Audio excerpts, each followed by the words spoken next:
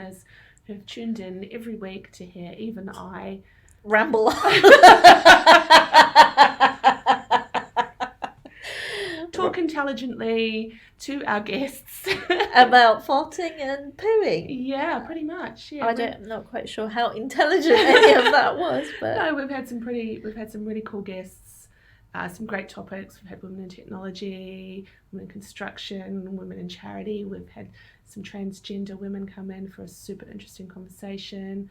We had some really cool chats over in Ibiza on our holiday. Oh, Ibiza was amazing. Yeah. I think the plus size mannequin episode especially is one of my favourites. Yes, that was pretty funny. I think it's extremely, extremely funny. Yeah. And I quite like Generations too. Yes. And that was definitely the most crowded episode as well. Yes. So we had eight people here. So it was 6 guests. That was quite a lot of guests. Yes. And that was a lot of fun.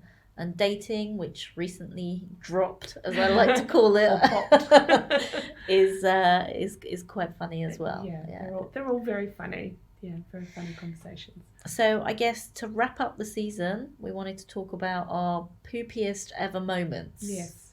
So since Claire, you already told me that you've thought of one, I think you should go first whilst I rummage through my catalogue of poopy moments to see which one is the worst. Right, so as we all know, I have 3 small children.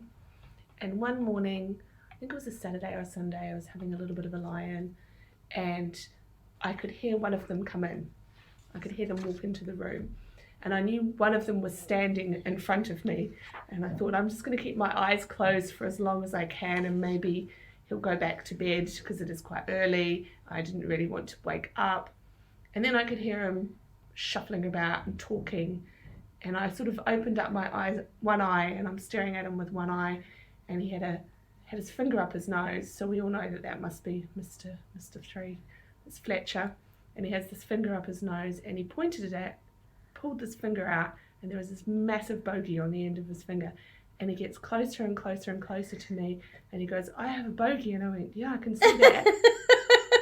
And then he goes, eat it, and he shoved it into my mouth. Oh my god! And I went, ah! And Gerald, my husband, woke up and he went, what's wrong? And I went, he's just put a bogey in my mouth. And instead of helping me, Gerald just laughed because he thought it was the funniest thing he'd ever seen, and I was so grossed out for the whole day.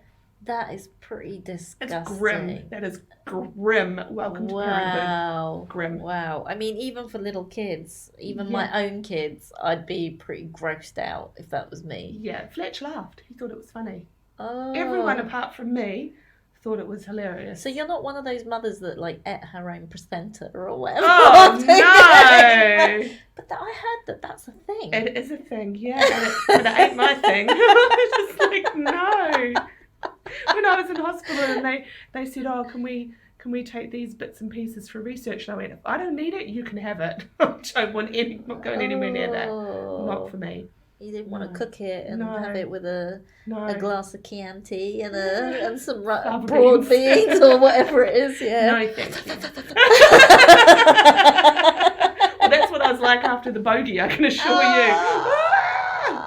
Yeah, that is disgusting. Pretty gross. Yeah, so that literally the worst poopy moment ever. Oh my god, I definitely can't beat that one. I do not have a gross story like that. But I do have like a massive catalogue of poopy moments. I just don't know if any of them like qualify as like, I don't know which one is the worst, but I thought I'd talk about one. For no particular reason. I just thought when I read it, it just gave me some painful memories back. So I thought that's why I'll talk about that one. So I'm at uni. I have my young gorgeous boyfriend with me staying for the weekend, and we decided to do what all romantic young 20-year-old couples who have nothing better to do with their Saturday morning, to have a shower together. Yes, and back then you didn't have like separate showers as much in many other houses as you do now. So we're in this like in the bathtub, but using the shower.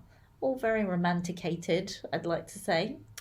And then at some point we needed to swap sides because I had washed my hair and I had like, rinsed my hair, and he had soap on his hair still. So we had to swap sides.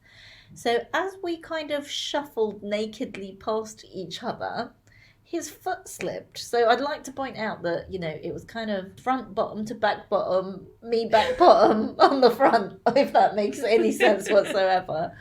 And as his foot slipped, he kind of did this, hip gyration action, which effectively meant he pushed me from my backside. So I folded over the side of the bathtub. Oh my God. My feet slid all the way down. So my knees now were on the bottom of the bathtub. I literally essentially jumped onto my knees, and then my entire torso flipped over the side of the bathtub at such a huge speed and force that I came out the bathtub and I was like, oh my God, I've got this huge pain just under my breast, across my sort of torso.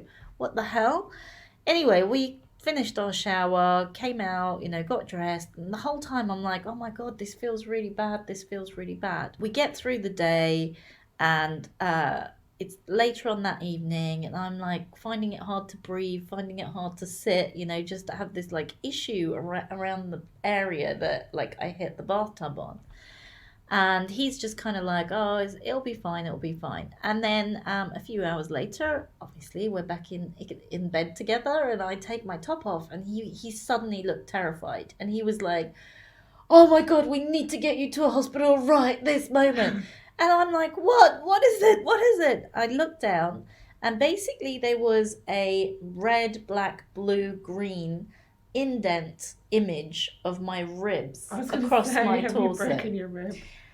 Literally, it looked like someone had painted ribs onto the side of my body. Oh my God. In pink, blue, green paint and black paint. And obviously when I saw it, I was completely terrified myself. So we went straight to the hospital, and I had managed to crack 2 of my ribs. I shouldn't be laughing. And when you hurt your ribs... Did they ask you how you did it? Yes, obviously. The doctor was like, what happened? What happened? What were you doing? Were you in a car accident? He said to me. He probably thought, oh my God, maybe this person's boyfriend has beaten her up. I mean, I didn't answer the question. I said I fell over in the bath. I didn't give any more details than that. So our sexy bath time, needless to say, ended up with me 2 broken ribs. With 2 broken ribs in the hospital. That is pretty bad. And we never ever had sexy bath time again after that, needless to say. At least it was a walk-in.